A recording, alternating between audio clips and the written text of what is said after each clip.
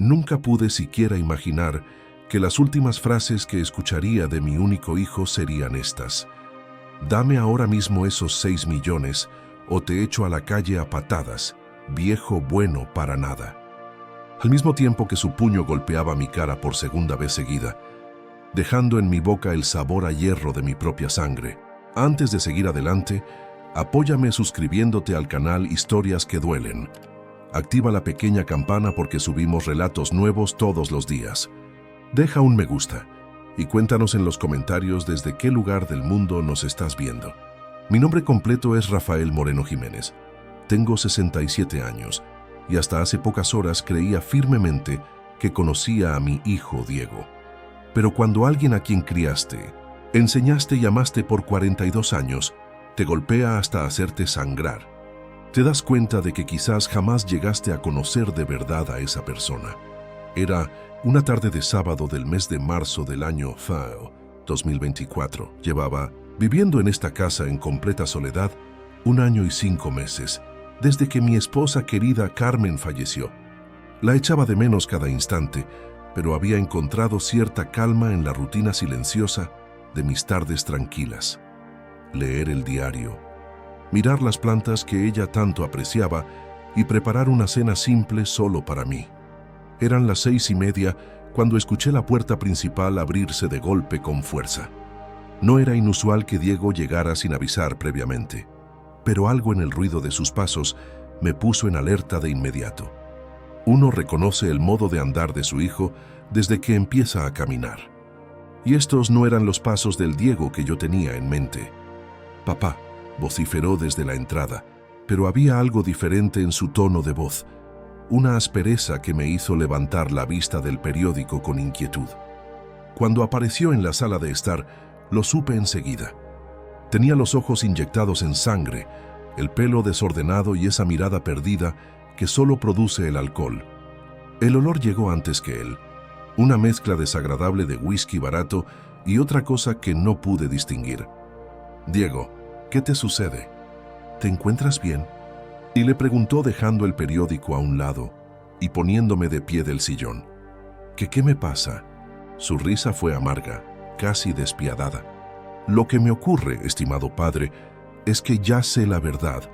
No entendía a qué se refería, pero algo en mi estómago se encogió. Carmen siempre decía que yo poseía un sentido especial para los problemas, y en ese momento, cada parte de mi cuerpo me gritaba que algo horrible estaba por ocurrir. «No sé de qué estás hablando, hijo. Toma asiento. Te prepara un poco de café y no me vengas con esa...». Su voz subió tanto de volumen que estoy convencido de que los vecinos lo oyeron. «Ya me enteré de lo de los 6 millones, papá. Ya sé que mamá dejó 6 millones de dólares y tú me los has estado escondiendo». El mundo se paralizó. Mi corazón dio un salto tan fuerte que pensé que me daría un ataque justo allí. ¿Los 6 millones? ¿Cómo se había enterado de los 6 millones? Carmen me había obligado a jurar en su lecho de muerte que nunca le diría a Diego sobre ese dinero. «¿Conoces a nuestro hijo?», me había cuchicheado con sus últimas energías. «Si él se entera de que existe ese dinero, se echará a perder. Úsalo para ayudarte poco a poco, pero jamás se lo mencione directamente». Y yo había cumplido fielmente esa promesa durante 1 año y 5 meses. «Diego, tranquilízate. Podemos conversar sobre esto». «Ya no hay nada que conversar». Se acercó a mí con pasos inseguros pero decididos. «Exijo mi herencia en este instante. Son 6 millones de dólares que me corresponden legalmente». «Hijo, estás ebrio. Mañana, cuando estés sobrio». Fue justo en ese momento cuando pasó. Su puño se estrelló contra mi mejilla izquierda con una fuerza que no sabía que él poseía. El dolor fue inmediato y agudo, pero más que el sufrimiento físico, fue la sorpresa emocional lo que me dejó inmóvil.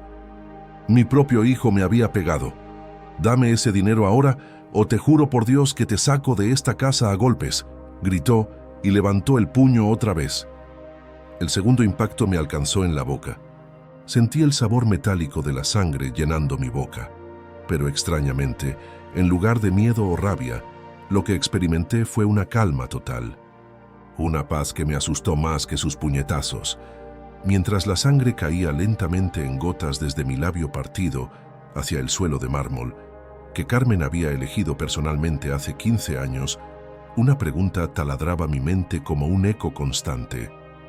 ¿Cómo había descubierto Diego la existencia de esos 6 millones? Me quedé allí quieto, viendo a mi hijo que respiraba con dificultad frente a mí.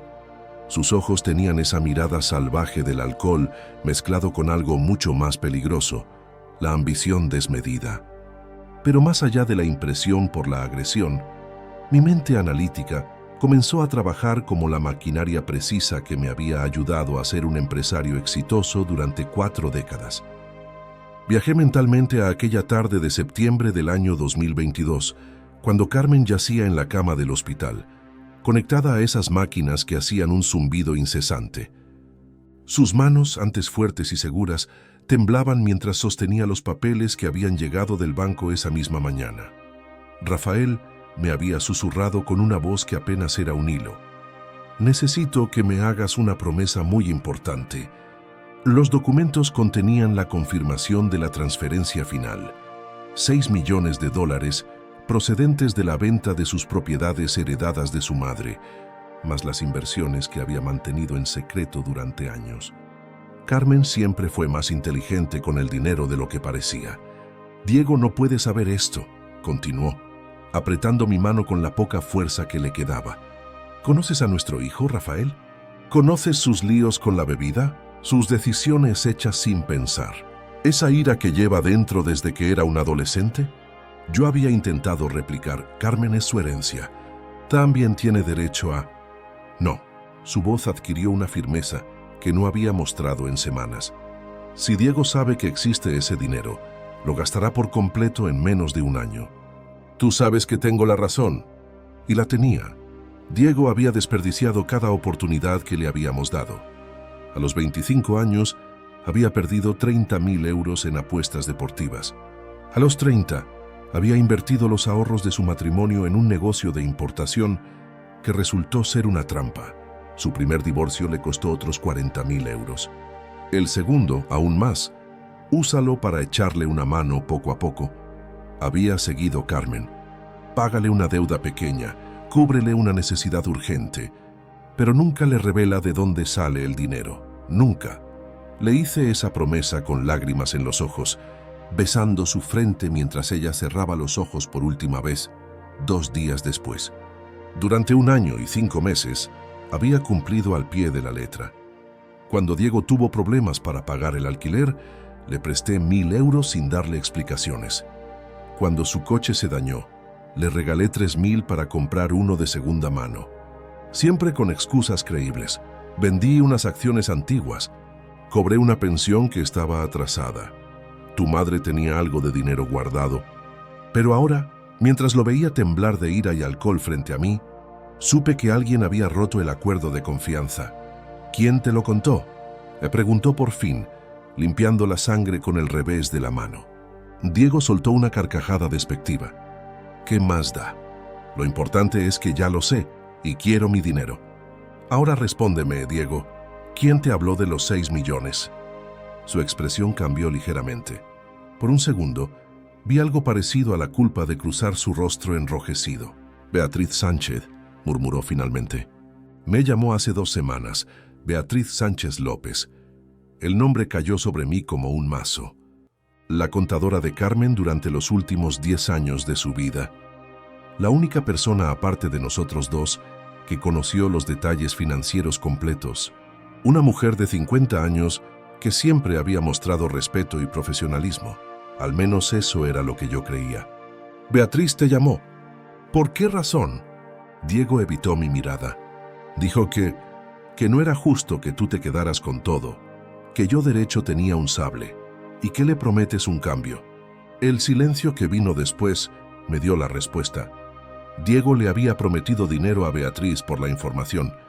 Mi propio hijo había comprado la traición de la confianza que Carmen había depositado en esa mujer. 10.000 euros, admitió por último. Le prometí 10.000 cuando recibiera la herencia. Sentí náuseas, no por el dinero, sino por entender el nivel de bajeza moral al que había llegado la situación. Beatriz había vendido un secreto sagrado por plata y Diego había estado dispuesto a pagar por ello, sin pensar en las razones por las que su madre había querido mantener ocultas. «Tu madre te conoció mejor de lo que tú mismo te conoces», le dije con una voz que sonó más tranquila de lo que me sentía. «No me vengas con sermones. Quiero mi dinero ahora». Levantó el puño otra vez, pero esta vez algo había cambiado en mí. La calma inicial se había convertido en una claridad absoluta. Por primera vez en 1 año y 5 meses, entendí por completo por qué Carmen me había hecho esa promesa. No era solo por el dinero, era por esto. Este momento exacto en que mi hijo estaba dispuesto a golpear a su padre de 67 años por una herencia que ni siquiera le correspondía legalmente todavía. Carmen había anticipado esto mucho antes de su muerte. «Detente ahí», le ordenó con una firmeza que no sabía que poseía mientras retrocedía lentamente hacia el pasillo. «No te acerques más». Diego bajó el puño, pero sus ojos seguían ardiendo con esa mezcla venenosa de alcohol y codicia. «No voy a parar hasta que me entregues lo que es mío, viejo». «Necesito limpiarme», respondió, señalando la sangre que seguía goteando desde mi labio. «Dame 5 minutos». «Vete», gruñó, dejándose caer en el sofá donde Carmen solía leer sus novelas de amor. «Pero ni se te ocurrirá llamar a nadie o intentar hacer algo tonto». Caminé hacia el baño con pasos medidos, controlando cada músculo de mi cuerpo para no mostrar la urgencia que sentía. Una vez dentro, cerré la puerta con el seguro y me dirigí al espejo. La imagen que me devolvía el reflejo era la de un hombre que había envejecido 10 años en 10 minutos. La mejilla izquierda empezaba a hincharse y el labio partido le daba a mi cara una apariencia horrible que jamás había imaginado. Pero más allá de las heridas visibles, lo que realmente me impactó fue la claridad mental que había alcanzado.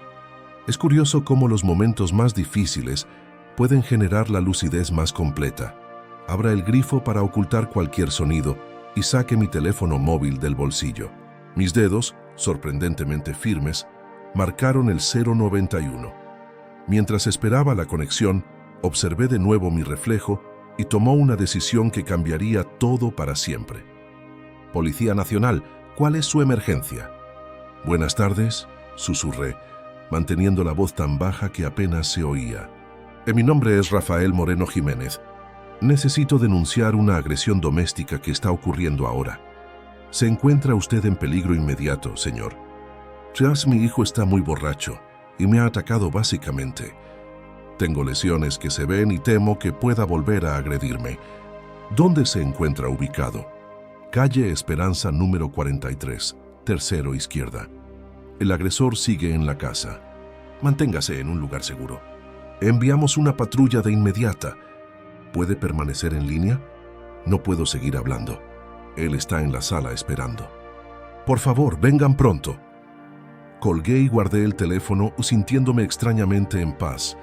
Había cruzado una frontera que jamás pensé que cruzaría.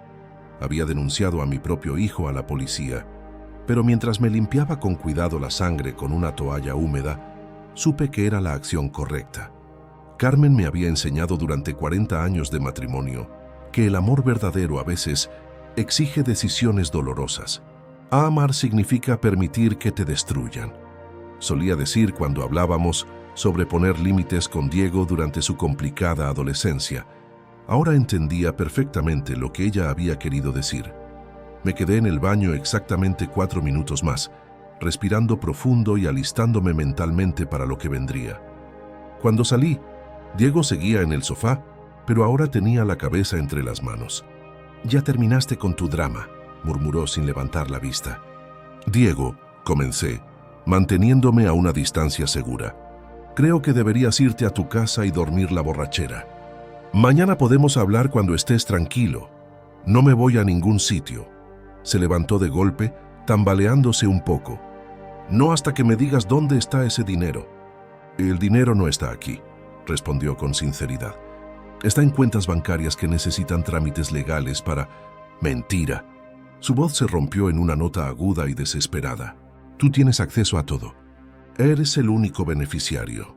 Era verdad. Carmen había arreglado todo para que yo fuera el único con acceso inmediato a los fondos. justamente para evitar situaciones como esta. Pero no había forma de explicárselo a Diego en su estado actual sin provocar otra explosión de violencia. Fue entonces cuando escuché el sonido que había estado esperando. El ruido inconfundible de los motores de las motocicletas policiales acercándose por la calle. Diego, concentrado en su rabia, aún no se había dado cuenta. «Escúchame bien», le dije aprovechando esos últimos segundos. «Tu madre te amaba más de lo que jamás llegarás a comprender, pero también te conoció mejor que nadie. Si hubiera querido que tuvieras acceso inmediato a ese dinero, lo habría organizado así. Cállate». Se dirigió hacia mí con el puño levantado otra vez, pero antes de que pudiera alcanzarme, el timbre de la puerta sonó con insistencia, seguido de golpes fuertes y autoritarios. «Policía, abran la puerta». Diego se detuvo en seco, su rostro cambiando del rojo de la ira al blanco del pánico en cuestión de segundos. Me miró con una expresión de absoluta incredulidad. «¿Llamaste a la policía?». Su voz era apenas un tembloroso susurro. «Abre la puerta, Diego», respondió con calma. «No puedo creer que llames a la policía. Soy tu hijo. Precisamente por eso la llamé». Los golpes en la puerta se hicieron más fuertes. «Policía Nacional, abran de inmediato o forzaremos la entrada». Diego me miró una última vez y por un instante vi al niño asustado, que solía correr a mis brazos cuando tenía pesadillas. Pero ese niño había desaparecido hace mucho tiempo, reemplazado por este hombre de 42 años que había golpeado a su padre por dinero. Caminé hacia la puerta con paso firme, sabiendo que estaba a punto de modificar nuestras vidas para siempre. Cuando abrí la puerta, me encontré con 2 agentes de la Policía Nacional. El más alto, un hombre de unos 40 años con aspecto serio, llevaba una placa que lo identificaba como Cabo Martínez. Su compañero más joven mantenía la mano cerca de su equipo de comunicaciones. «¿Es usted Rafael Moreno Jiménez?», preguntó el Cabo Martínez, observando inmediatamente las marcas visibles en mi rostro. «Sí, señor agente, yo fui quien llamó». Sus ojos se movieron rápidamente desde mis heridas hacia el interior de la vivienda, donde Diego permanecía quieto junto al sofá con la mirada fija en el suelo. «¿Es él el agresor?». El agente más joven señaló discretamente hacia Diego. «Es mi hijo Diego Moreno Santos. Tiene 42 años y se encuentra bajo los efectos del alcohol». El Cabo Martínez intercambió una mirada significativa con su compañero. Ambos habían visto suficientes casos de violencia doméstica para reconocer a los patrones al instante. «Señor Diego Moreno», se dirigió hacia mi hijo con voz de mando. «Por favor, quédese donde está y ponga las manos donde podamos verlas». Diego levantó lentamente las manos, pero su cuerpo temblaba visiblemente. No sabía si era por el alcohol, el miedo o una combinación de ambos. «Papá», murmuró con una voz que sonaba completamente diferente a la de hacía apenas 10 minutos. «Ah, papá, por favor, señor Moreno». El Cabo Martínez se dirigió a mí. «Necesitamos que nos cuente exactamente lo que ha sucedido aquí esta tarde». Durante los siguientes 15 minutos, relaté los hechos con la precisión que me había caracterizado durante décadas en los negocios. Describí la llegada de Diego en estado de embriaguez, las exigencias agresivas sobre la herencia y, finalmente, las agresiones físicas. Los agentes tomaron fotos de mis lesiones con una cámara digital profesional, documentando cada golpe y corte desde diversos ángulos. «¿Ha tomado alcohol u otras drogas, señor Diego?», preguntó el agente más joven. «Solo algunas copas en una fiesta», balbuceó Diego. «No quise hacerle daño. Es mi padre». «Algunas copas». El Cabo Martínez levantó una ceja. «Señor, puede olerlo desde aquí. Y su padre presenta lesiones que concuerdan con agresión física». Fue entonces cuando Diego pareció comprender de verdad la gravedad de la situación. Sus piernas cedieron y se dejaron caer en el sofá, cubriéndose el rostro con ambas manos. «Dios mío», sollozó, «¿qué he hecho?». Pero era demasiado tarde para arrepentirse. Los agentes procedieron con la detención oficial, leyéndole sus derechos mientras le colocaban las esposas. Verlo esposado fue uno de los momentos más extraños de mi vida. El bebé que había sostenido en mis brazos, el niño al que le había enseñado a montar bicicleta, El joven al que había ayudado con su primera empresa ahora era sacado de mi casa como un delincuente común. Señor Moreno, me dijo el cabo Martínez antes de irse, su hijo quedará detenido en los calabozos durante las próximas horas. Mañana por la mañana será llevado ante el juez de guardia para la audiencia de medidas preventivas. Le aconsejamos firmemente que busque un abogado.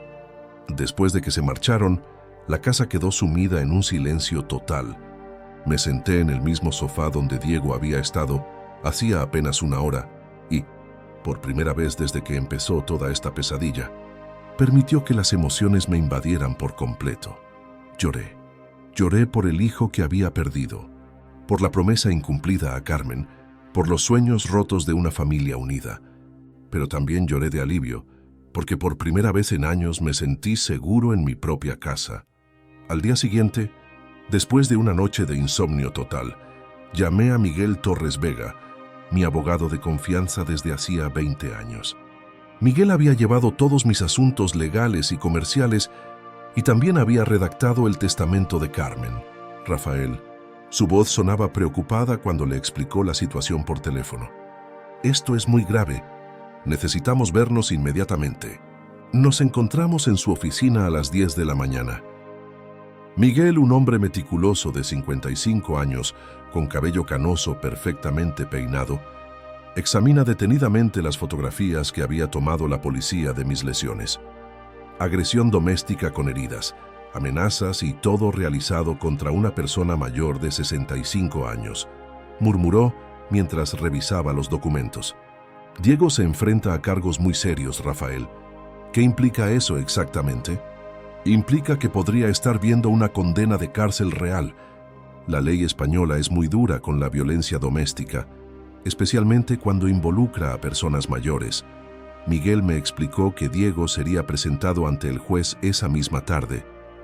El juez decidiría si quedaba en libertad con medidas preventivas o si permanecía en prisión provisional hasta el juicio.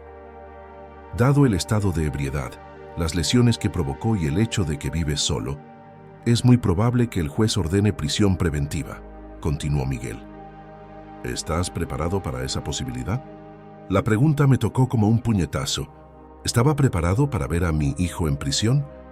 Pero entonces recordé las palabras de Carmen. El amor verdadero a veces requiere decisiones dolorosas. Sí, respondió con firmeza. Estoy preparado. Esa tarde Miguel me acompañó a los juzgados. No pude ver a Diego directamente, pero mi abogado me informó que el juez había decidido mantenerlo en prisión provisional durante 15 días, tiempo suficiente para preparar el caso y evaluar su estado mental. Cuando salimos del juzgado, Miguel me puso una mano en el hombro. Rafael, sé que esto es increíblemente difícil, pero hiciste lo correcto. Nadie, ni siquiera la familia, tiene derecho a agredirte en tu propia casa. Conduje de vuelta a casa en completo silencio.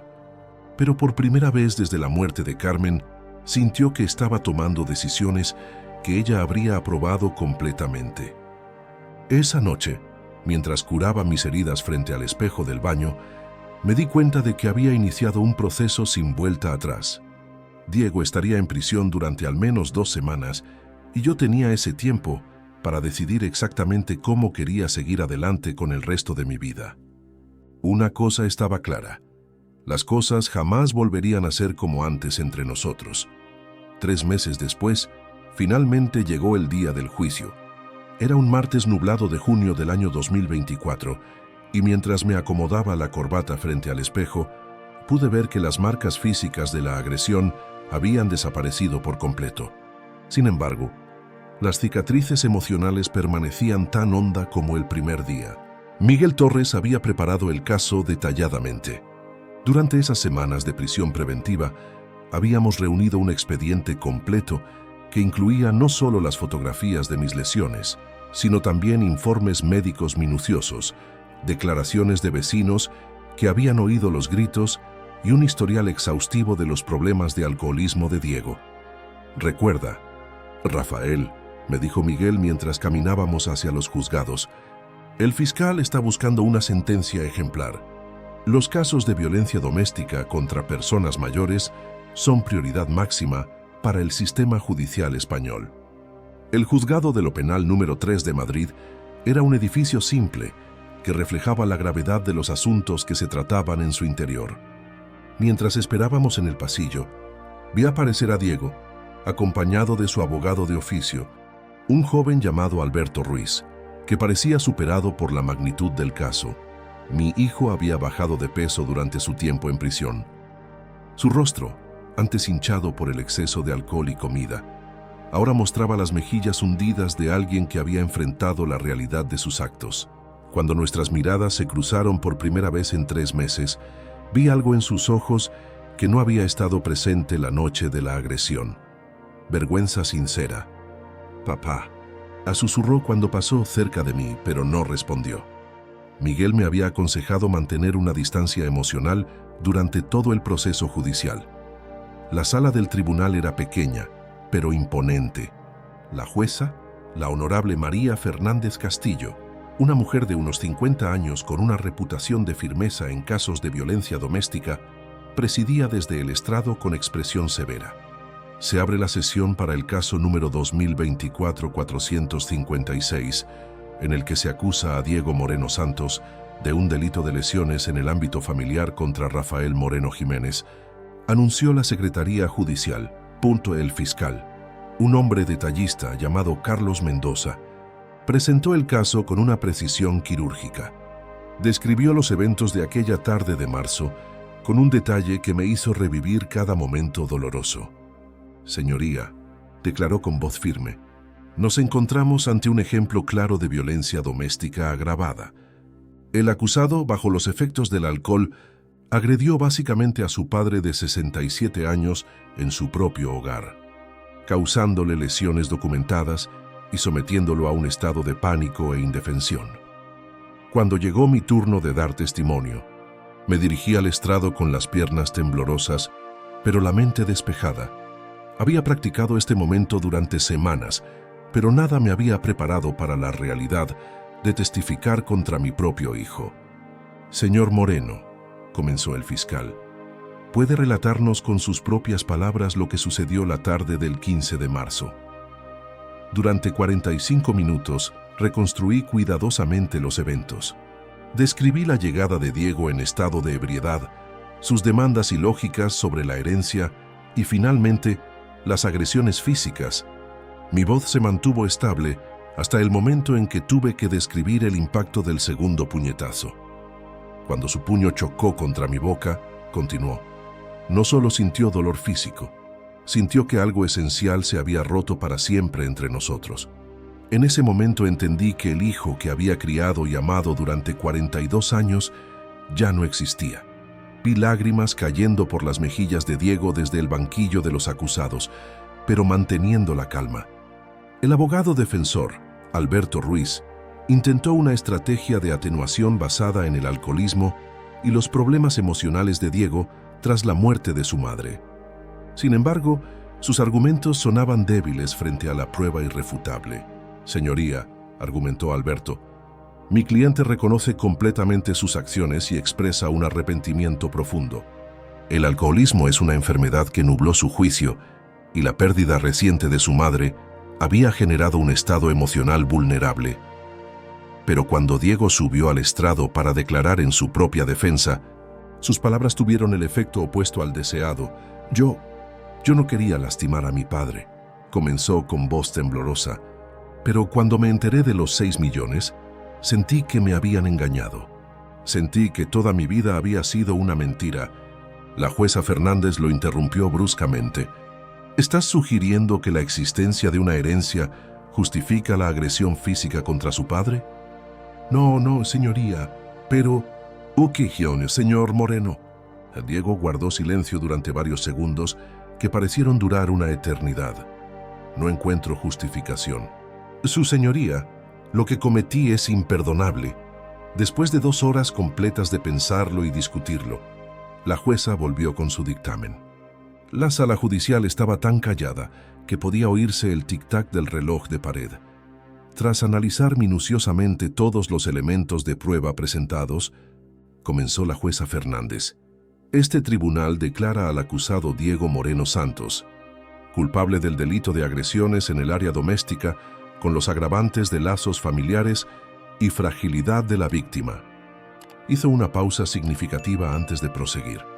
Considerando la extrema seriedad de los hechos, el daño causado a la persona agredida y la necesidad de establecer un mensaje inequívoco sobre la cero tolerancia de nuestra sociedad hacia la violencia en el hogar.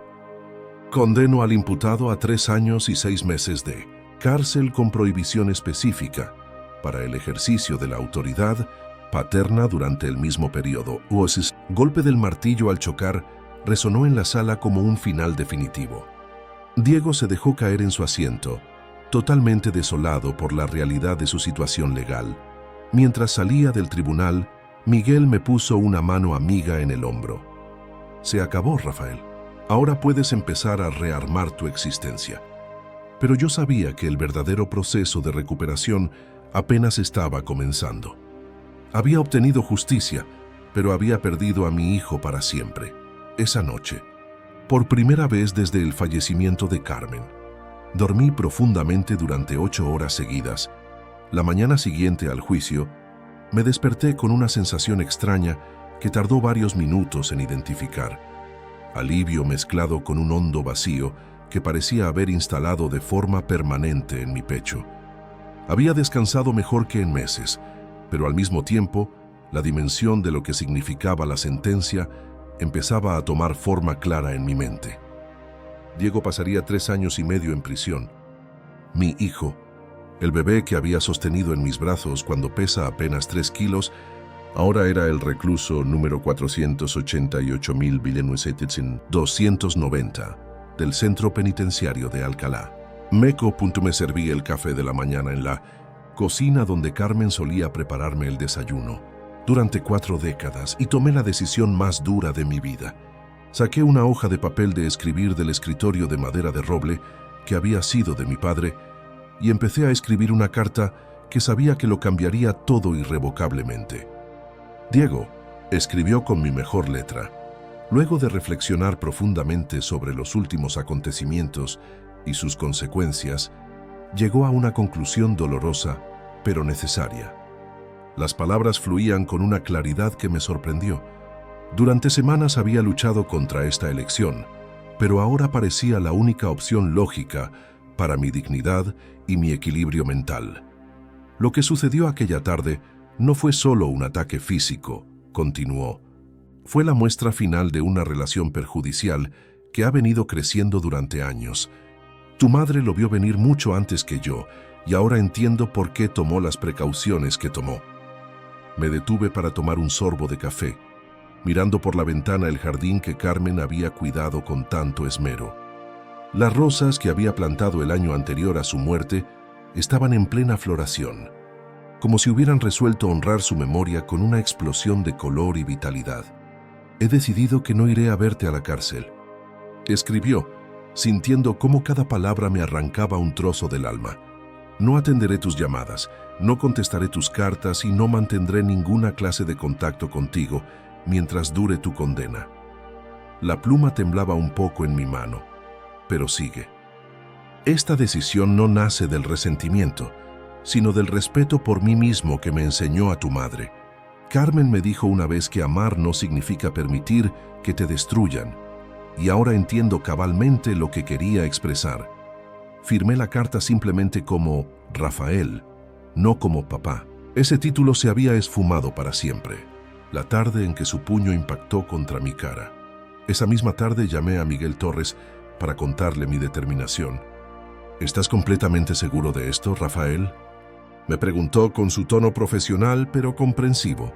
Es una elección sin vuelta atrás. Totalmente seguro, Miguel. También quiero que redactes un nuevo testamento. ¿Quieres modificar las disposiciones sobre Diego? Quiero excluirlo por completo. Toda mi herencia, incluyendo los 6 millones de Carmen, será destinada a organizaciones de caridad dedicadas a ayudar a personas mayores que han sido víctimas de violencia doméstica. El silencio al otro lado de la línea dura varios segundos. Rafael, esa es una medida muy extrema. ¿No crees que deberías tomarte más tiempo para...? Miguel, lo interrumpí con firmeza. He tenido 3 meses para pensarlo. Mi resolución es final. Durante los días siguientes me dediqué a la tarea minuciosa de borrar toda presencia de Diego de mi vida diaria. Guardé en cajas todas sus fotografías, desde sus primeros pasos hasta su graduación universitaria. Doné su ropa que aún conservaba en su antigua habitación. Incluso cambié las cerraduras de la casa, no por temor, sino como un acto simbólico de cierre. La habitación que había sido suya durante su niñez y adolescencia la convertí en un espacio de lectura y estudio. Instalé estantes desde el suelo hasta el techo y las llenas con los libros que Carmen y yo habíamos coleccionado durante años. Era mi forma de transformar un lugar lleno de recuerdos dolorosos en algo útil y curativo. Pero la elección más dura llegó una semana después, cuando sonó el teléfono y vi en la pantalla Centro Penitenciario Alcalá Meco. Durante varios segundos miré el teléfono vibrar sin contestar. Sabía que era Diego intentando contactarme, probablemente después de haber recibido mi carta. El teléfono sonó exactamente 15 veces antes de parar. Volvió a sonar una hora más tarde y luego otra vez por la noche. Cada llamada que no respondía era como arrancar una espina clavada en el corazón, pero también era un paso más hacia mi liberación emocional. Al cuarto día de llamadas sin parar, decidí cambiar mi número de teléfono. Miguel se encargó de informar del cambio solo a las personas estrictamente necesarias. Él mismo, mi médico, mi dentista y mi hermana Ana, que residía en Barcelona. Ana había sido mi confidente durante todo el proceso. Ella había conocido a Diego desde bebé y había presenciado su empeoramiento gradual a lo largo de los años. Rafael me dijo durante una de nuestras largas charlas telefónicas: sé que esto es increíblemente doloroso, pero estás actuando correctamente. Diego necesita afrontar las consecuencias de sus actos sin la red de apoyo que siempre le hemos brindado. A veces me cuestiono si fui demasiado tolerante mientras lo criaba, le confesé. No, hermano, fuiste un padre cariñoso, pero hay individuos que, sin importar cuánto afecto reciban, escogen un camino destructivo. No puedes salvarlo de sí mismo. Sus palabras me ofrecieron el consuelo que necesitaba para reforzar mi decisión. Un mes después del juicio, recibí una carta oficial del abogado de Diego informándome que mi hijo había solicitado un permiso especial para reunirse conmigo. La carta contenía también una nota escrita a mano de Diego, rogándome que revocara mi decisión. Leí la nota una sola vez antes de quemarla en la chimenea, junto con todas las fotografías que había guardado en cajas. Mientras veía cómo las llamas devoraban décadas de recuerdos familiares, experimenté una extraña mezcla de pena y liberación. Era como si estuviera incinerando no solo las fotografías, sino también la versión de mí mismo que había consentido conductas inaceptables en nombre del amor paternal. Esa noche, por primera vez desde la partida de Carmen, empecé a hacer planes concretos para mi porvenir. Planes que no incluían esperar a que Diego cambiara, o preocuparme por sus problemas, o sentirme culpable por sus elecciones. Era el inicio de una nueva etapa, y tenía 67 años para vivirla plenamente. Durante los 4 meses que siguieron a la sentencia, mientras Diego cumplía su pena en Alcalá Meco, me dediqué a la labor más complicada y emocionalmente demandante de mi vida: desmantelar por completo la existencia que había edificado durante décadas y prepararme para empezar desde cero. La casa de la calle, Esperanza, había sido nuestro refugio durante 32 años. Carmen y yo la habíamos adquirido cuando era apenas un apartamento sencillo de 3 habitaciones, y con el paso del tiempo la habíamos convertido en un hogar lleno de memorias, costumbres y sueños compartidos. Cada rincón guardaba una anécdota: la marca en la pared donde Diego había aprendido a caminar, el estante donde Carmen exhibía sus plantas preferidas, el espacio del salón donde solíamos bailar los domingos por la tarde. Pero ahora esos mismos recuerdos se habían vuelto dolorosos. Cada vez que miraba el sofá donde Diego se había desmoronado aquella tarde fatídica, revivía la humillación y el sufrimiento de sus golpes. La mesa del comedor, donde habíamos celebrado tantas comidas familiares, ahora me recordaba todas las veces que había justificado su comportamiento inadecuado o había minimizado sus problemas con el alcohol. Miguel Torres me asistió a navegar el proceso legal de poner la propiedad en venta. Como la casa estaba registrada únicamente a mi nombre desde el fallecimiento de Carmen, no hubo complicaciones legales, pero sí había una montaña de sentimientos que procesar. ¿Estás seguro de que quieres venderla?, me preguntó Miguel una tarde, mientras revisábamos los documentos de tasación. Es una decisión muy drástica, Rafael. Esta casa representa toda tu vida. Precisamente por eso necesito venderla, respondí firmando los papeles con firmeza. Representa una vida que ya no existe. Carmen ha muerto. Diego está en la cárcel y yo necesito construir algo totalmente nuevo. La valoración oficial estimó la propiedad en 450.000 euros, un precio justo considerando su ubicación excelente y las reformas que habíamos efectuado a lo largo de los años. Pero más allá del valor monetario, vender la casa significaba mi liberación absoluta del pasado. Durante esas semanas también empecé a investigar posibles lugares para mi nueva existencia. No quería quedarme en Madrid, donde cada calle me evocaría algún suceso doloroso. Necesitaba distancia geográfica para crear distancia emocional.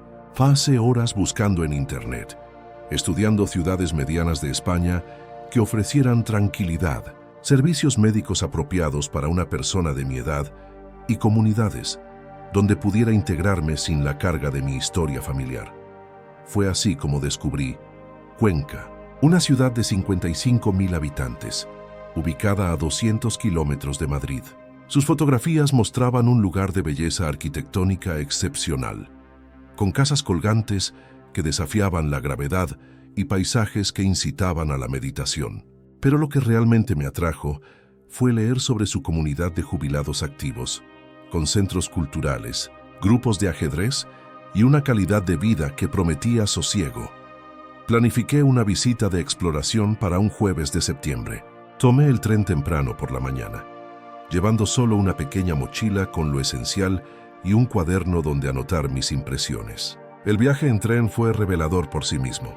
Mientras Madrid desaparecía por la ventana, sentí como si estuviera dejando atrás no solo una ciudad, sino toda una etapa de mi vida marcada por el sufrimiento y la decepción. El paisaje campestre se extendía ante mí con sus campos dorados y pueblos encantadores, anunciando nuevos horizontes. Cuenca me cautivó desde el primer momento. La ciudad vieja, declarada Patrimonio de la Humanidad, poseía una grandeza serena que contrastaba perfectamente con el caos emocional de los últimos meses. Caminé durante horas por sus calles empedradas, visitando la catedral gótica, admirando las famosas casas colgantes y hallando rincones de paz que parecían concebidos específicamente para la reflexión y la sanación. Pero el instante crucial llegó cuando encontré el Centro Cultural Miguel Delibes, donde un grupo de hombres de mi edad jugaba al ajedrez en un ambiente callado pero amigable. Me acerqué discretamente y observé durante varios minutos las partidas que se desarrollaban en las mesas de mármol del patio interior. ¿Le interesa el ajedrez?, me preguntó un caballero de pelo blanco y sonrisa cordial, dándose cuenta de mi atenta observación. Mucho, respondí, aunque hace años que no juego asiduamente. Aquí jugamos todos los jueves y domingos, me informó, tendiendo su mano. Me llamo Javier Ruiz Medina, soy el coordinador del grupo. Javier tenía 65 años, había sido profesor de historia en el instituto local y se había retirado 2 años antes. Su conversación era inteligente y relajada, sin la tensión constante que había marcado mis interacciones familiares durante años. ¿Es usted de Cuenca?, me cuestionó mientras mirábamos una partida especialmente reñida. No, soy de Madrid. Estoy pensando en mudarme aquí. Excelente elección, sonrió. Cuenca tiene esa habilidad mágica de sanar heridas que otras ciudades no pueden curar. Sus palabras resonaron en mí con una profundidad que no esperaba. Sin saber mi historia, Javier había identificado exactamente lo que yo buscaba: paz interior. Regresé a Madrid esa misma noche con una determinación tomada. Cuenca sería mi nueva morada. Durante las semanas siguientes aceleré todos los trámites. La casa se vendió más rápido de lo previsto a una joven pareja que la consideró el hogar perfecto para criar a sus hijos. Ironías de la vida. El lugar que había contenido tanto dolor familiar se convertiría en el refugio de nuevos sueños. Con el dinero de la venta, más los 6 millones de la herencia de Carmen, mi situación financiera era más que estable. Podía permitirme comprar una casa magnífica en Cuenca y vivir cómodamente durante el resto de mis días sin preocupaciones económicas. Encontré la propiedad ideal a través de una agencia inmobiliaria local. Una casa de 2 pisos con jardín privado, situada en una zona residencial tranquila, pero bien conectada con el centro histórico. Tenía 3 dormitorios, una biblioteca con chimenea y una terraza con vistas panorámicas a la ciudad medieval. La compra se formalizó en tiempo récord.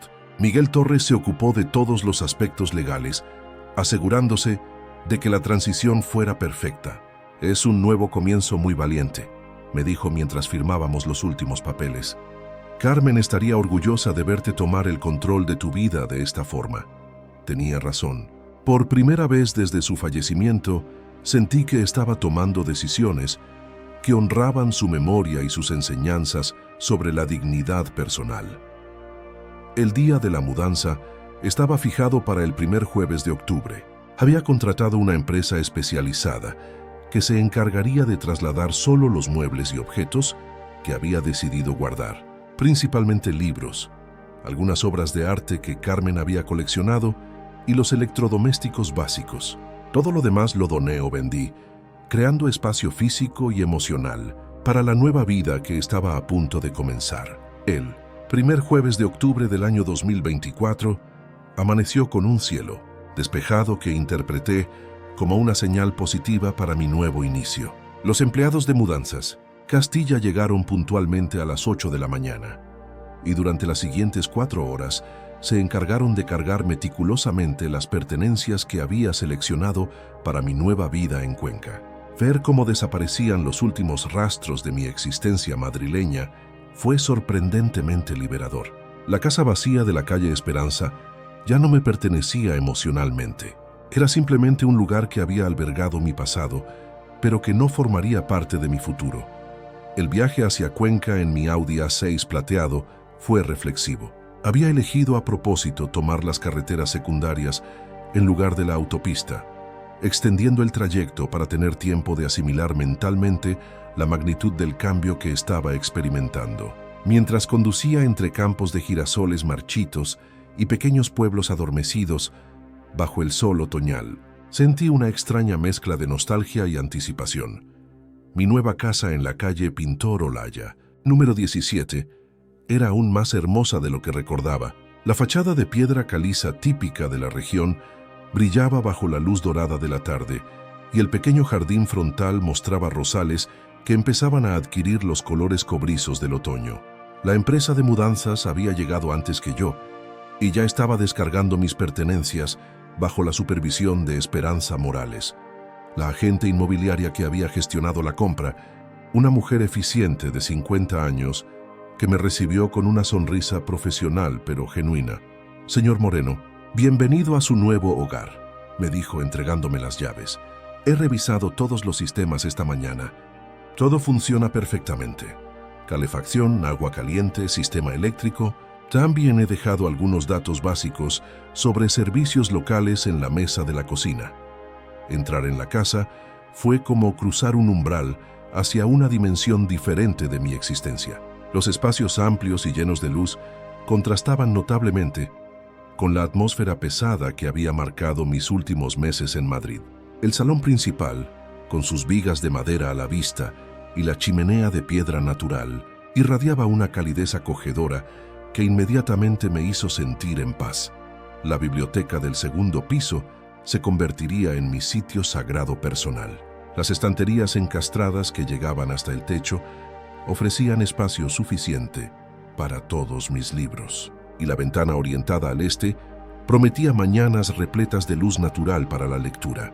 Desde allí podía contemplar una vista panorámica de la ciudad medieval que se extendía como un tapiz de tejados rojizos y torres de piedra.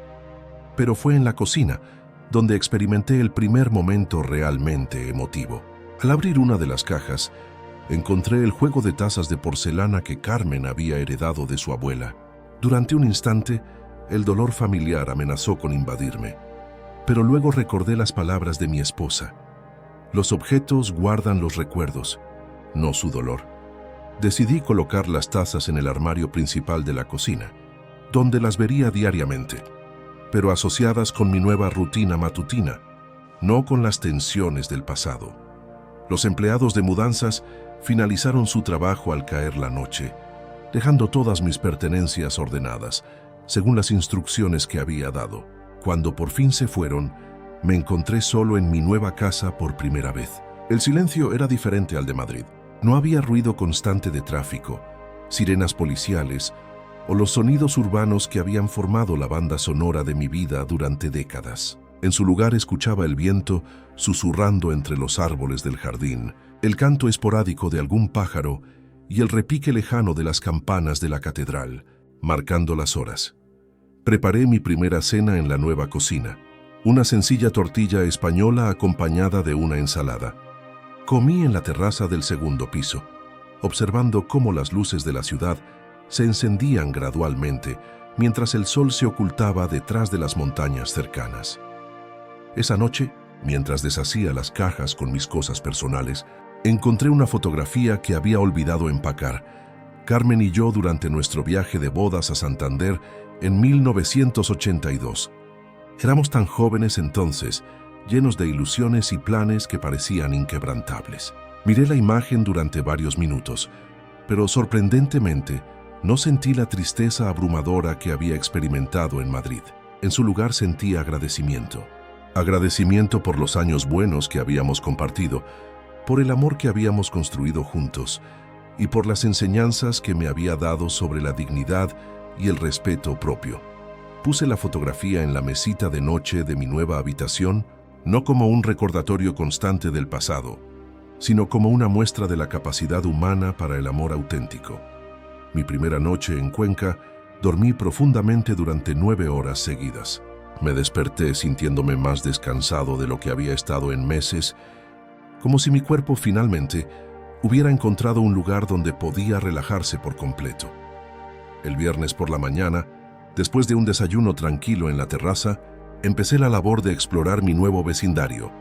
La calle Pintor Olaya estaba habitada principalmente por familias de clase media y jubilados como yo. Los vecinos que encontré durante mi paseo matutino me saludaron cortésmente con esa cordialidad reservada, pero genuina, característica de las poblaciones pequeñas. Descubrí que a 5 minutos caminando había una pequeña plaza con bancos de piedra donde varios hombres mayores se reunían por las mañanas a leer el periódico y comentar las noticias. A 10 minutos estaba el supermercado principal y a 15 minutos caminando llegaba al centro histórico donde se ubicaba el Centro Cultural Miguel de Libes. Todo estaba perfectamente dispuesto para una vida apacible y organizada.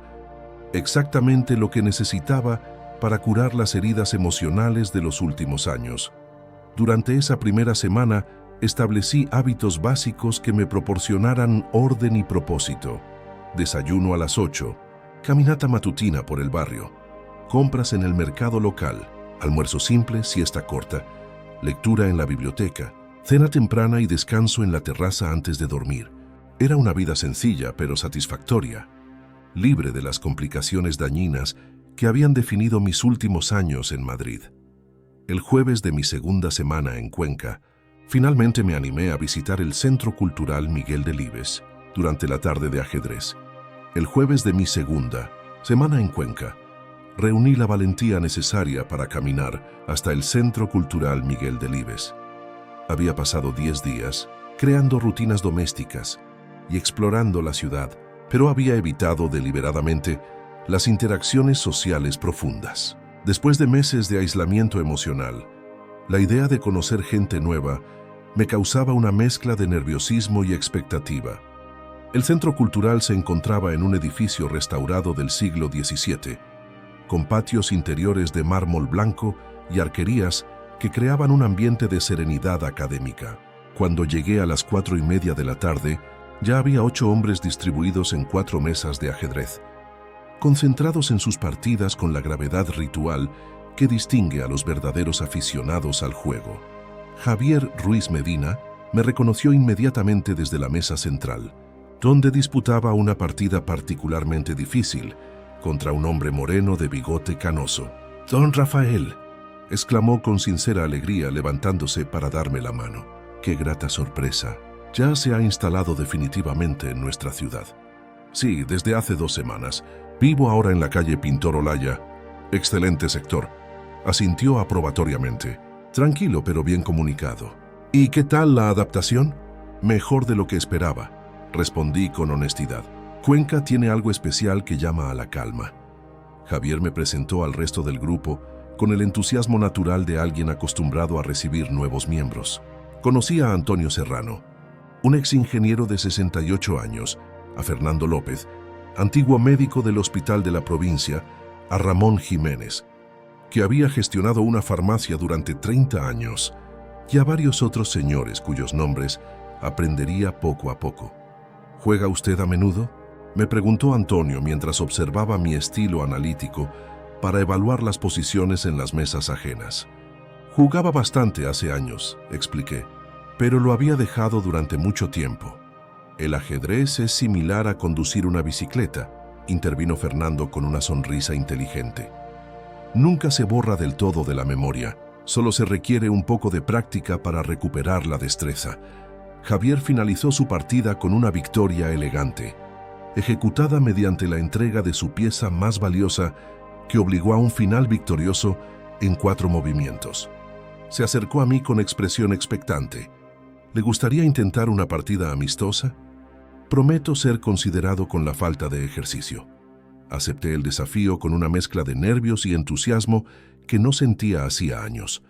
Nos acomodamos frente al tablero mientras los demás detenían momentáneamente sus propias tiendas para observar cómo se desenvolvía el recién llegado. Los primeros movimientos surgieron instintivamente. Comencé con el peón del rey. Javier respondió de forma parecida, y poco a poco fuimos desplegando nuestras fichas, siguiendo las reglas clásicas. Pero a medida que la partida avanzaba, descubrí que mi capacidad de pensamiento estratégico, adormecida por meses de impacto emocional, comenzaba a despertar como un músculo que recupera su agilidad. «Curioso abordaje», murmuró Javier cuando percibió una movida de mis alfiles que le generó tensión simultánea en 2 sectores del tablero. Hacía tiempo que no veía esa variante. El encuentro se prolongó durante 1 hora y 40 minutos, tiempo en el cual experimentó algo que había olvidado por completo: la concentración total en un reto mental que no tenía conexión alguna con mis problemas familiares. Mi mente se sumergió enteramente en el análisis de posibilidades, el cálculo de posiciones y la anticipación de los planos de mi oponente. Finalmente, conseguí una victoria técnica mediante una secuencia táctica que me permitió obtener una ventaja decisiva en piezas. Javier me tendió la mano con amabilidad. «Partida excelente». Su estilo es firme, pero original. Definitivamente no había perdido tanta habilidad como creía. Los discretos aplausos del resto del grupo me ofrecieron una satisfacción que hacía tiempo no sentía. Era un reconocimiento basado en el mérito personal, no en la pena o la obligación familiar. «Don Rafael», intervino Antonio, «¿le gustaría acompañarnos a tomar algo después? Siempre terminamos las tardes de ajedrez con una cerveza y conversación en el bar Los Arcos». La invitación me tomó por sorpresa. Había evitado las reuniones sociales durante tanto tiempo que la posibilidad de una charla tranquila con gente desconocida me parecía a la vez atractiva y aterradora. «Me encantaría», respondí por fin. El bar Los Arcos era un lugar tradicional, situado a 2 manzanas del centro cultural, con decoración de madera oscura y fotografías antiguas de Cuenca que creaban un ambiente cálido. Nos sentamos en una mesa redonda donde la conversación fluyó naturalmente entre temas variados: asuntos locales, eventos culturales, anécdotas personales y, por supuesto, análisis del juego que acabábamos de disputar. «¿A qué se dedicaba usted en Madrid?», me preguntó Fernando mientras bebía su cerveza. «Tuve una empresa de asesoría en logística durante 30 años», expliqué.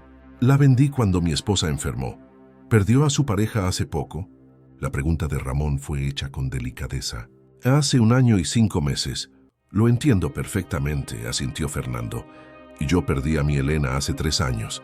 La adaptación a la vida de soltero después de décadas de matrimonio es complicada. Sus palabras tuvieron un profundo impacto en mí. Estos hombres habían pasado por dolores similares y habían hallado formas de rehacer sus vidas sin amargura ni autocompasión. ¿Por qué eligió Cuenca específicamente?, preguntó Antonio. Necesitaba un cambio radical, respondí con sinceridad a medias. Madrid guardaba demasiados recuerdos. Cuenca tiene esa propiedad sanadora, reflexionó Javier. La combinación de belleza arquitectónica, ritmo de vida calmado y gente hospitalaria establece las condiciones perfectas para la regeneración personal. Durante las 2 horas siguientes, experimenté algo que había olvidado por completo. Conversación inteligente y relajada con personas que desconocían mi historia dolorosa, que no me criticaban por decisiones pasadas y que me aceptaban simplemente por quien era en el presente. Cuando nos despedimos cerca de las 8 de la noche, Javier me hizo una propuesta que transformaría radicalmente mi experiencia en Cuenca. Don Rafael, además de nuestras reuniones habituales de jueves y domingos, algunos de nosotros nos juntamos de manera informal los martes por la mañana para dar un paseo por el centro histórico. Es una manera excelente de mantenerse activo mientras se aprende más sobre la historia local. ¿Le gustaría unirse a nosotros? Me parece una idea magnífica. Acepté sin dudarlo. Caminé de regreso a casa sintiéndome más ligero de lo que había estado en meses. Por primera vez desde la agresión de Diego, había pasado varias horas sin pensar obsesivamente en el trauma familiar. Había reído, había disfrutado de una sana competencia intelectual y había comenzado a establecer lazos humanos basados en intereses mutuos en lugar de lazos de sangre. Esa noche, mientras cocinaba la cena en mi cocina nueva, medité sobre la diferencia esencial entre las relaciones que había dejado en Madrid y las que estaba empezando a construir en Cuenca.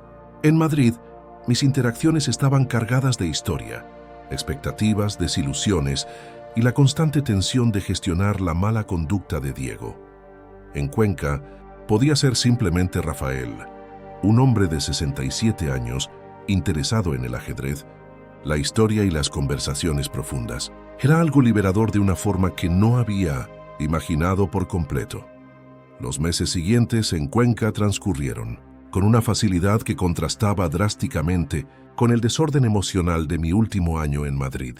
Había establecido costumbres que me ofrecían estructuras sin rigidez, propósitos sin obsesión y compañía sin conflictos perjudiciales. Los martes por la mañana me había convertido en un asistente regular de los recorridos históricos que dirigía Javier.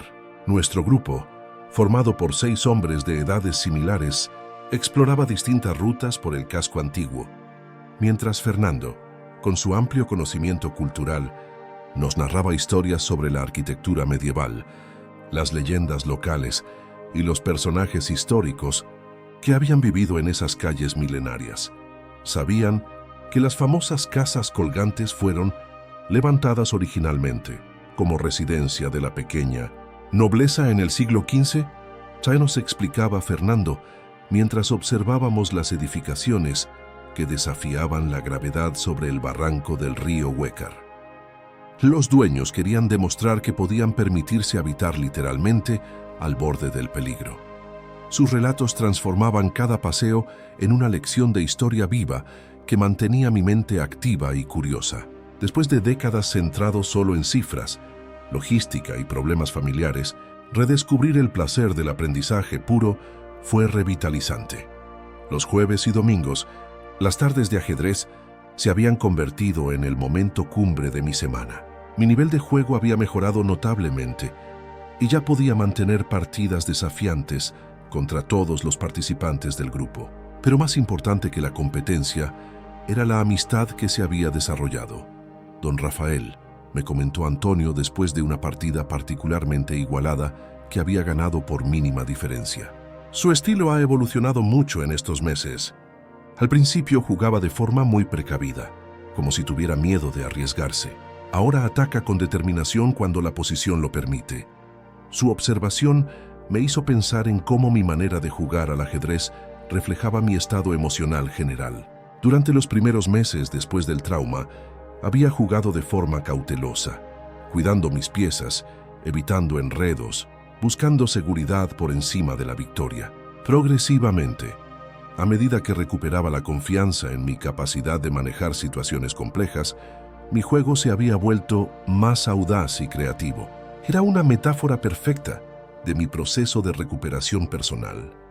Las tardes en el bar Los Arcos se habían transformado en sesiones de apoyo mutuo informal, donde compartíamos experiencias de vida, reflexiones sobre el envejecimiento y puntos de vista sobre cómo encontrar sentido en esta etapa de nuestras vidas. Yo pensaba que la jubilación sería aburrida, confesó Ramón durante una de nuestras charlas, pero estos años han sido los más plenos de mi existencia adulta. Finalmente, tengo tiempo para hacer lo que verdaderamente me gusta, no lo que estoy obligado a hacer.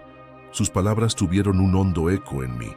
Por primera vez en décadas, mis días estaban organizados en función de mis propios intereses y necesidades, no de las crisis constantes y las exigencias emocionales de Diego. Pero el cambio más significativo sucedió un domingo de febrero cuando Javier me hizo una propuesta inesperada después de nuestra partida semanal. Don Rafael, hemos estado considerando la posibilidad de organizar un campeonato de ajedrez para reunir fondos para el Centro de Día de Personas Mayores. Le gustaría ayudarnos con la coordinación. Su experiencia empresarial sería muy valiosa.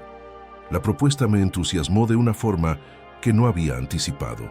Durante meses había estado reconstruyendo mi vida particular, pero la oportunidad de aportar activamente a la comunidad que me había recibido representaba un paso fundamental hacia la integración total.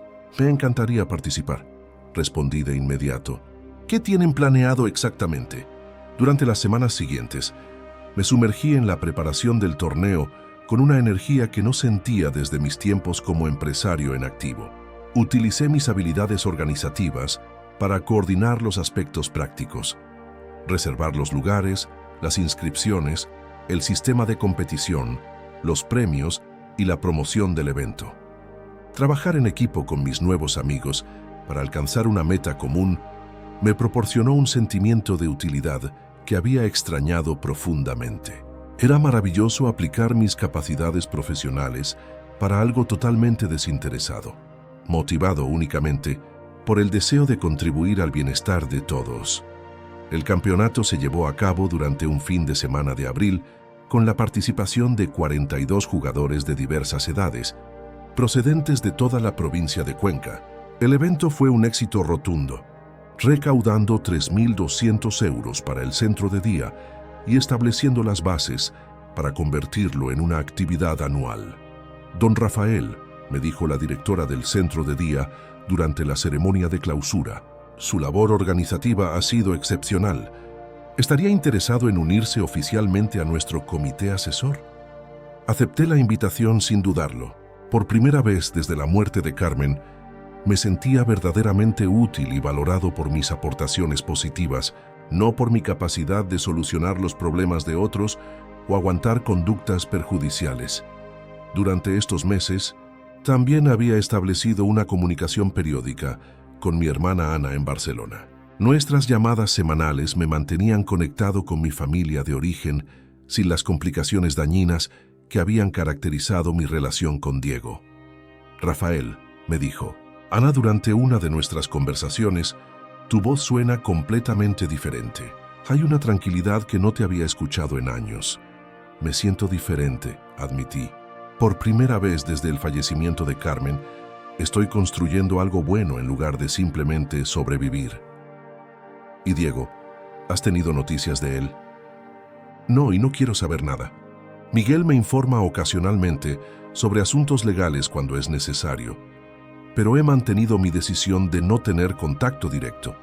¿Te resulta difícil? Reflexioné cuidadosamente antes de responder.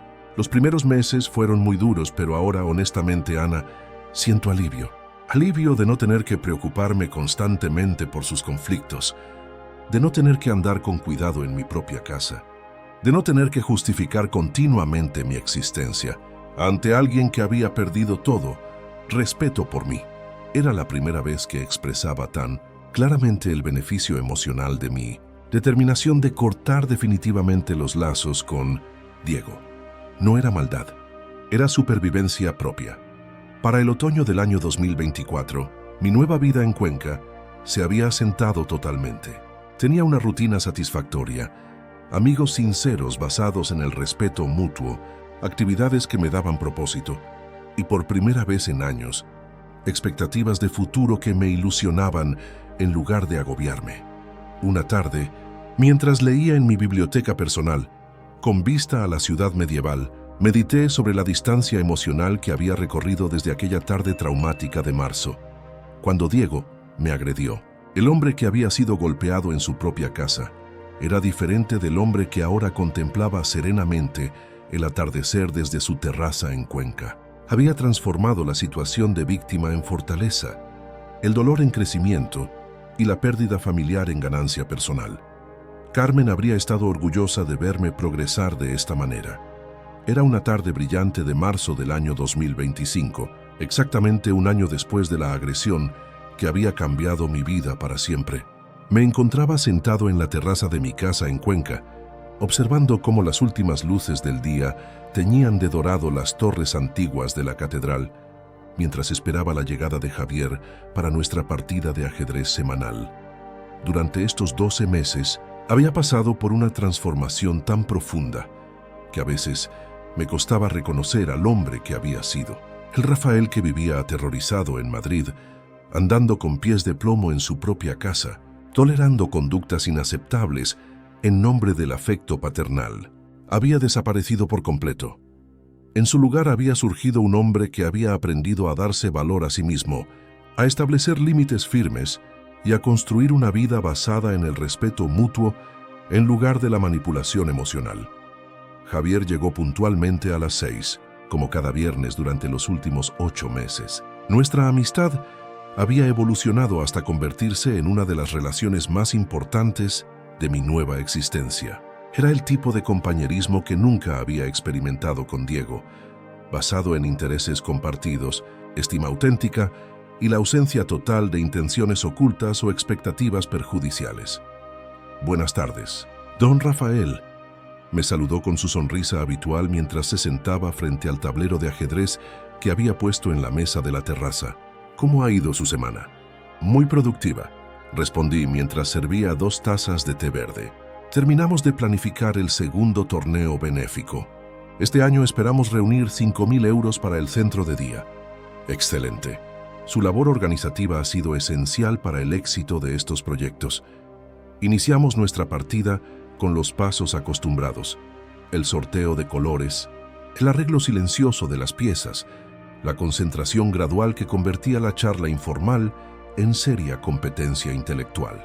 Mientras desplegaba mis piezas, siguiendo una estrategia que había estado perfeccionando durante semanas, mi mente se desvió inevitablemente hacia la fecha que se conmemoraba. Hacía exactamente un año. Diego había llegado ebrio a mi casa, había exigido con violencia una herencia que no le correspondía y había finalizado su actuación golpeándome hasta hacerme sangrar.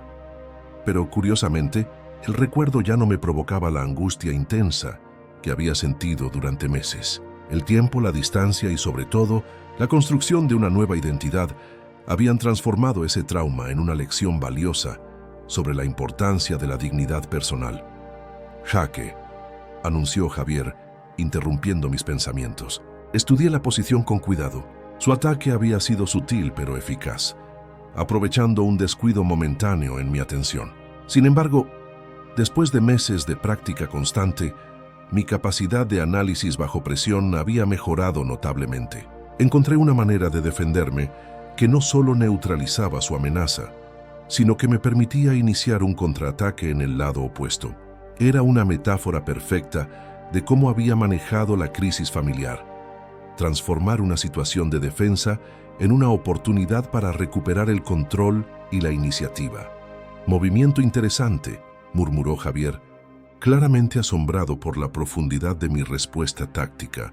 Durante los siguientes 30 minutos, desarrollamos una batalla estratégica compleja que reflejaba todo el progreso que había experimentado como jugador y como individuo. Cada jugada requería cálculo exacto, visión de largo alcance y la confianza necesaria para ejecutar planes ambiciosos. Finalmente, logré una victoria técnica mediante una combinación que había anticipado 15 movimientos antes. Javier me ofreció su mano con el respeto genuino que caracterizaba todas nuestras interacciones. Magnífica partida, don Rafael. Su avance como ajedrecista ha sido impresionante durante estos meses. Gracias, Javier, pero creo que mi progreso va mucho más allá del ajedrez. Él asintió con comprensión. Durante nuestros meses de amistad, había intuido gradualmente que yo había llegado a Cuenca escapando de algo doloroso, aunque nunca había preguntado específicamente sobre los detalles. ¿Sabe qué día es hoy?, le pregunté mientras recogíamos las piezas. Viernes 15 de marzo, respondió y luego añadió con agudeza. Una fecha importante para usted. Hace exactamente un año, tomé la decisión más difícil y más liberadora de mi vida. Expliqué. Decidí que merecía ser tratado con dignidad, incluso por mi propia familia. Javier escuchó con atención mientras le contaba una versión resumida, pero honesta, de los eventos que me habían traído a Cuenca. Su rostro reflejaba empatía sin juicio, apoyo sin compasión. No puedo imaginar lo doloroso que debió ser tomar esas elecciones, comentó finalmente. Pero viéndole durante estos meses, puedo asegurar que eligió correctamente. Ha construido una vida admirable aquí. Sus palabras me otorgaron una confirmación que no sabía que necesitaba. Durante meses, había dudado ocasionalmente si había sido demasiado duro, inflexible, definitivo en mis decisiones. Pero la perspectiva de alguien que me conocía únicamente en mi nueva etapa confirmaba que había escogido el camino acertado. Javier, le dije mientras observábamos el atardecer, que pintaba de anaranjado las montañas de alrededor. Quiero darle las gracias por la amistad que me ha ofrecido. No solo usted, sino todo el grupo. Ustedes me demostraron que es posible establecer relaciones basadas en el respeto mutuo, no en la obligación o la manipulación. Las mejores amistades son las que escogemos libremente, respondió con sabiduría, no las que heredamos por casualidad genética. Después de que Javier se marchó, permanecí en la terraza hasta que las estrellas empezaron a aparecer en el cielo despejado de Cuenca. Era una noche perfecta para reflexionar sobre el camino andado y los nuevos rumbos que se presentaban ante mí. Pensé en Carmen, y por primera vez en meses, el recuerdo no estuvo acompañado de pena, sino de agradecimiento. Ella me había enseñado que el amor verdadero incluye la dignidad personal, que querer no significa permitir la destrucción, y que a veces las decisiones más difíciles son también las más necesarias. Pensé en Diego, cumpliendo su condena en Alcalá Meco, y descubrí que ya no sentía ni enojo ni tristeza, sino una extraña sensación de calma. Había hecho todo lo posible por ser un buen padre, pero no podía controlar las elecciones destructivas de otra persona, ni siquiera cuando esa persona había salido de mí mismo.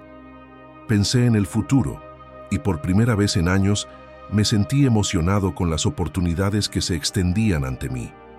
Tenía 68 años, excelente salud, recursos económicos suficientes, amistades sinceras y una claridad mental que me permitía distinguir entre relaciones que nutren y relaciones que dañan. Había aprendido que el amor propio no es egoísmo, sino supervivencia, que establecer límites no es crueldad, sino inteligencia, que apartarse de la toxicidad familiar no es abandono, sino liberación. Al entrar a casa esa noche, miré mi imagen en el espejo del recibidor y sonreí. El hombre que me miraba tenía nuevas líneas alrededor de los ojos, pero también poseía una serenidad que había faltado durante años. Era exactamente quien necesitaba ser.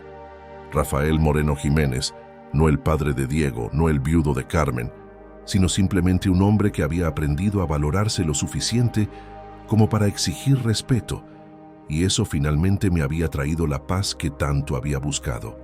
Si disfrutaste esta narración, dale a me gusta al video, suscríbete al canal Historias que Duelen y comparte tus opiniones en los comentarios. Para escuchar la próxima historia, pulsa en el recuadro de la izquierda. Gracias por acompañarnos.